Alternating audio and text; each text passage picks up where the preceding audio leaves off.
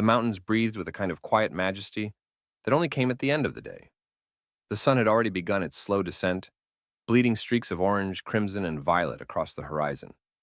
The craggy cliffs, jagged like the teeth of some ancient beast, caught the dying light and glowed with a fire that would soon fade into shadows. Two hikers, Daniel and Elise, pressed forward along a narrow trail that cut across the side of the mountain. Their boots crunched on loose gravel, and every step sent echoes into the vast silence of the valley below. They carried light packs, each swing of their arms steady and familiar, the kind of rhythm born of many trails walked together. The air smelled faintly of pine and earth, fresh but with an edge of dryness. A cool wind swept up from the valley floor, stirring the tall grasses that clung to the slope. Somewhere in the distance, the faint cry of a bird carried on the air, sharp and thin, fading quickly into the expanse of stone and sky. The hikers were at ease, their voices mingling with the sound of their footsteps.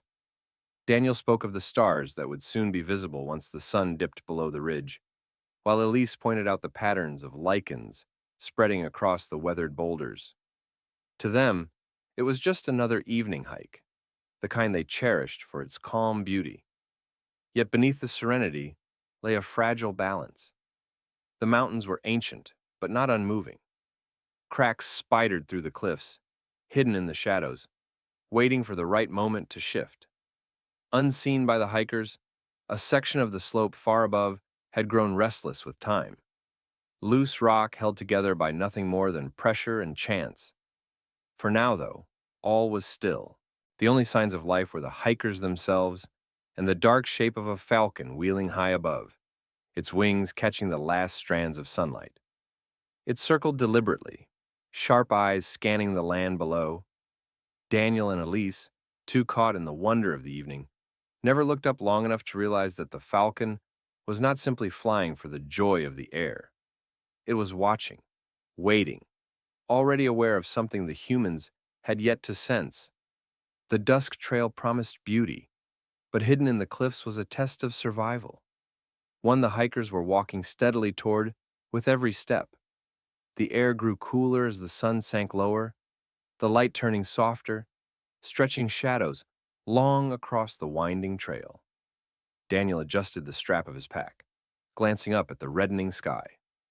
Elise followed his gaze, pausing to admire how the horizon glowed as if the world itself had caught fire for a moment, before darkness claimed it.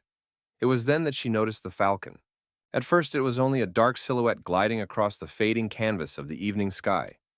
Its wings stretched wide, effortlessly catching the thermals that rose from the valley below. With each slow sweep it rose higher, circling, a predator at ease yet endlessly watchful. "Look at that," Elise murmured, pointing upward. "A falcon. Isn't it beautiful?" Daniel stopped beside her, his chest heaving lightly from the climb. He squinted into the fading light. It's riding the air like it owns the whole sky. The falcon seemed more than just a bird in that moment. Against the backdrop of twilight, its flight looked purposeful, deliberate. Not the lazy drifting of a bird at rest, but the steady circling of a guardian bound to the cliffs. Its sharp cry rang out suddenly, echoing across the stone faces of the mountain, startling in the stillness. The hikers smiled, treating it as a gift of the trail, a rare sighting that made the journey memorable. To them, the falcon was nothing more than a wild wonder, a creature of grace. They didn't notice how its circles tightened above one section of the slope, how its head angled downward, eyes fixed with piercing intensity on the cliffs they were approaching. As the hikers pressed on, laughter breaking the silence, the falcon's movements became less casual.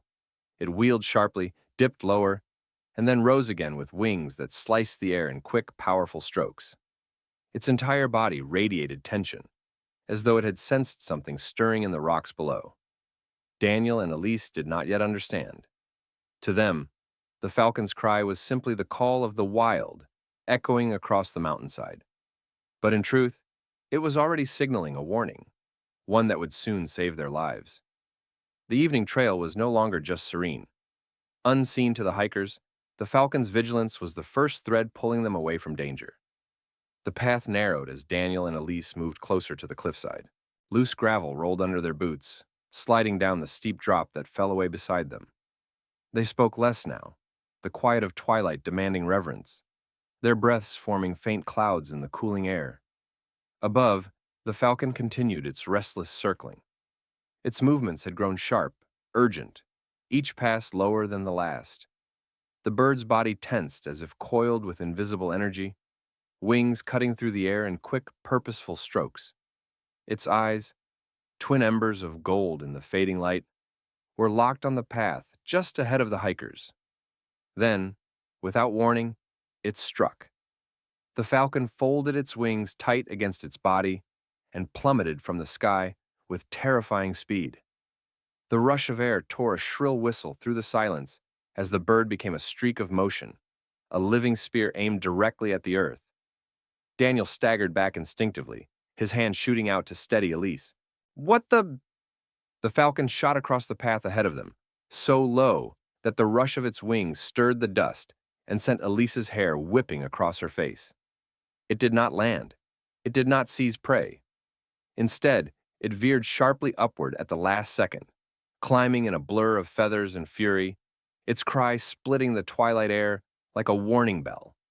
The hikers froze, hearts thundering. They stood rooted to the spot, staring at the place where the falcon had crossed. That wasn't normal, Elise whispered, her voice unsteady. Daniel's brow furrowed as he scanned the rocky slope above. It was trying to tell us something, he muttered, though even he wasn't sure what he meant. The falcon climbed once more into the darkening sky, circling tighter, its call urgent, insistent. The mountain, silent and still, a moment ago, seemed suddenly alive, as though the very rocks were holding their breath. The hikers had no words for what had just happened. All they knew was that the falcon's dive had halted them in their tracks, just before the mountain itself prepared to move. For a moment, silence pressed heavy against the mountainside. Daniel and Elise stood frozen, the falcon's sudden dive still etched in their minds, the echo of its cry lingering like a riddle in the air. Elise's heart pounded against her ribs, every instinct screaming that something was wrong. Then came the sound. At first, it was faint, a hollow grinding deep within the cliffs above, like stone shifting against stone. Daniel's head jerked upward. "Do you hear that?" he whispered. Before Elise could reply, pebbles clattered down the slope, bouncing across the trail in sharp, startling bursts. One struck her boot and skipped off into the empty air of the valley below. She drew in a sharp breath, her eyes tracing upward. The mountain groaned. The grinding deepened into a roar, the cliffs trembling as if waking from a long slumber. Dust burst from a jagged crack above, carried down on the evening wind. Then came the first rock, a boulder the size of a barrel, ripping free and crashing downward, smashing against the slope in a spray of stone shards. Daniel seized Elise's arm, pulling her back. Together they stumbled several steps down the trail, just as the hillside above seemed to collapse in motion. A torrent of rocks, big and small, tumbled down in a furious cascade. The roar of it drowned out everything, their voices, their breath, even the cry of the falcon circling above. The hikers could only watch in stunned disbelief as the trail ahead of them vanished beneath an avalanche of stone.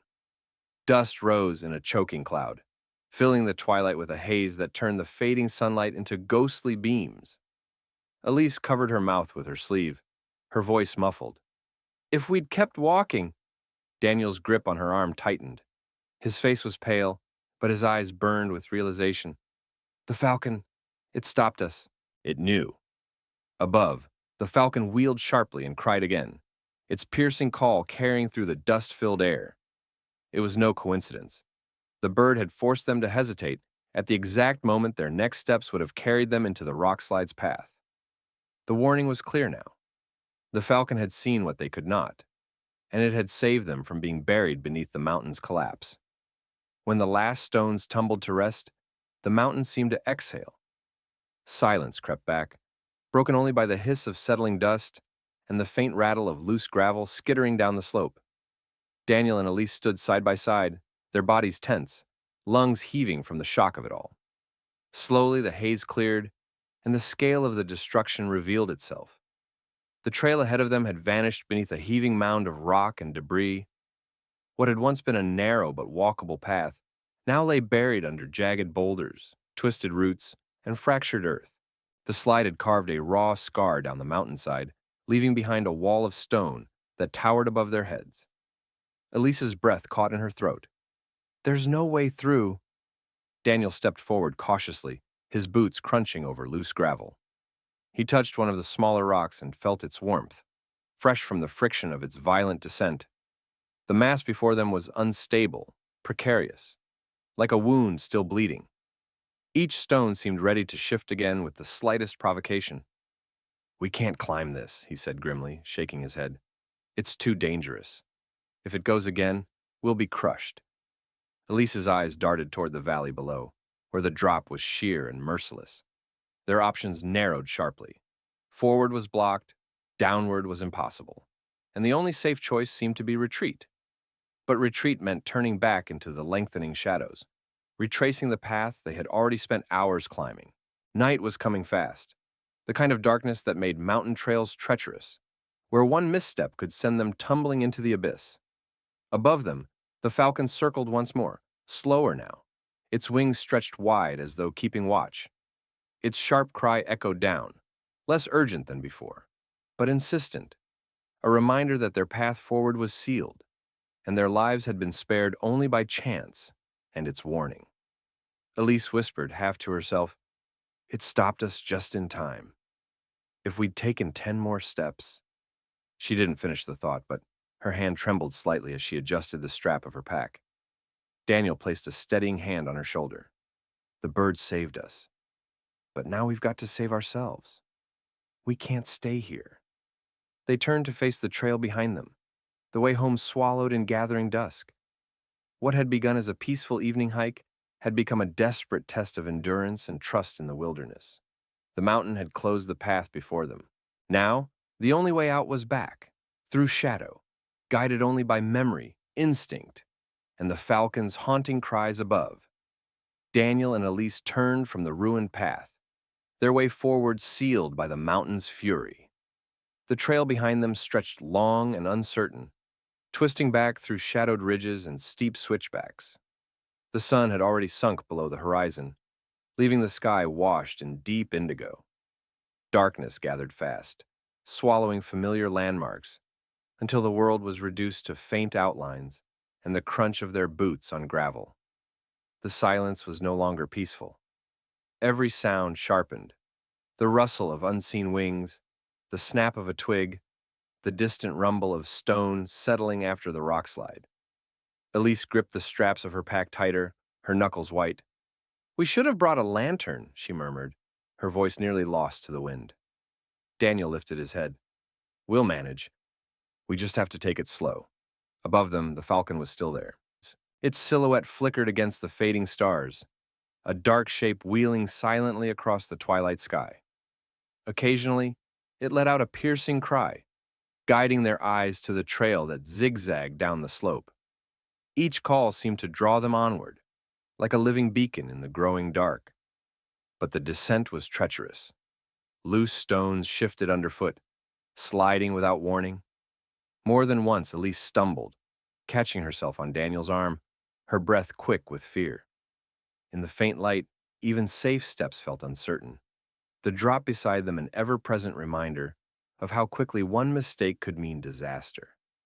A cold wind swept through the gorge, carrying with it the scent of earth and rain. Daniel paused, scanning the shadowed cliffs. "The mountain still isn't settled," he muttered. "We need to get lower before it shifts again." The Falcon cried above, the sound sharp and deliberate. Elise tilted her head, watching it circle. "It's waiting for us, like it knows we need the help." Step by careful step, they moved downward, the trail barely visible under their boots. The last traces of twilight gave way to night, the stars emerging one by one.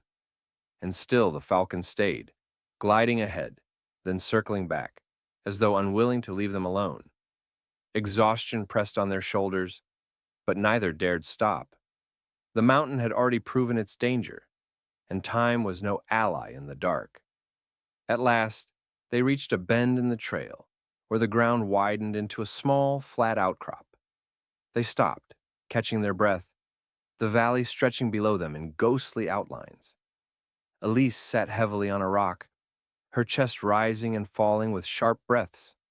She looked up at the Falcon, silhouetted against the stars.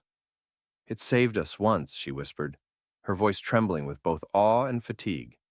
"And it's still here, guiding us down." Daniel stood beside her, gazing into the darkness ahead. "Then we follow," he said quietly, "all the way until we're safe." The Falcon's cry echoed once more, sharp and sure, carrying across the night like a promise. By the time Daniel and Elise reached the lower slopes, the stars glittered bright above, their light mingling with the pale glow of a rising moon. The worst of the descent was behind them. The path widened, the air grew calmer, and the threatening cliffs gave way to gentler ridges lined with brush and pines. Exhausted but alive, the hikers paused at a small clearing where the trail met the valley floor. Elise dropped her pack with a soft thud and leaned against a fallen log, her face pale but filled with relief. Daniel sank beside her, his muscles aching with every movement. For a long moment, neither spoke. They just breathed, letting the stillness of the valley soak into them. Then came the cry. High above, the Falcon circled once more, its wings catching the moonlight in a silver gleam. It hovered for several heartbeats, a dark silhouette etched against the night sky, before letting out a final piercing call that echoed across the valley. Daniel tilted his head back, his eyes following the bird. "It's leaving." Sure enough, the Falcon banked toward the distant cliffs, soaring higher and higher until its form blurred into the stars. Its vigil was over. Elise's voice was soft, reverent. "It was watching us the whole way, as if it knew we needed it." Daniel nodded slowly. "Without it, we'd have been caught in the slide. Or worse." He glanced toward the distant scar carved into the mountain where the path had been obliterated. A shiver ran through him, the realization of how close death had come. The Falcon's sudden dive had not only stopped them in time, it had forced them to see what their own eyes had missed. It had guided them back through danger, step by step, until safety was within reach. Elise lifted her gaze to the stars. "Maybe some things can sense what we can't. Maybe the mountain speaks to them, and they carry the warning to us." For the first time since the ordeal began, Daniel allowed himself a small smile. "Then we should be grateful the mountain chose to speak through that Falcon." The two sat in silence, listening to the quiet hum of the night, the whisper of leaves stirred by the wind, and the gentle flow of the valley stream. The terror of the evening would not be forgotten, but neither would the lesson it carried. Sometimes survival depends on listening, not just to the earth itself, but to the wild creatures that call it home. When they finally rose to continue toward the village, lights flickering faintly in the distance, Elise glanced back at the cliffs one last time. She whispered, almost to herself, "We'll never walk these mountains the same way again." The Falcon was gone, but its legacy lingered in their hearts.